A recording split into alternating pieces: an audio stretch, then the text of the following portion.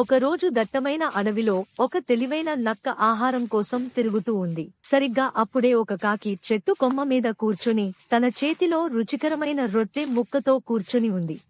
నక్క కాకిని చూసి అందంగా నవ్వుతూ, వావ్, ఎంత అందమైన కాకి! నీ ఈకలు చాలా మెరుస్తున్నాయి. నువ్వు పక్షుల రాణివి అయి ఉండాలి. కాకి ఇలాంటి మధురమైన మాటలు వింటూ చాలా గర్వంగా ఉంది. కాని ఏదో మిస్సైనట్టుంది. ఒక రాణికి రాజసికమైన స్వరం ఉండాలి కదా. నీ అందానికి తగ్గట్టుగా నీ పాట కూడా ఎంతో మధురంగా ఉంటుందని అనుకుంటున్నాను. కాకిని ఇంప్రెస్ చేసినందుకు నక్క సంతృప్తి చెందింది. ఆ పొగడ్తలతో ఆనందంలో మునిగిపోయిన కాకి తన స్వరాన్ని చూపించాలనుకుంది. ఏమాత్రం ఆలోచించకుండా నోరు విప్పి పాడింది. కాకి గర్వంగా నోరు తెరుస్తుంది.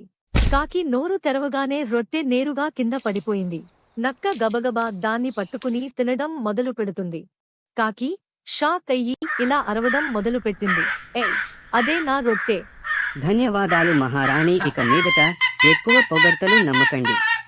కాకి తన తప్పును గ్రహించింది కాని చాలా ఆలస్యమైంది. ఏదేమైనా తెలివైన నక్క దాని ఉచిత భోజనాన్ని ఆస్వాదించింది.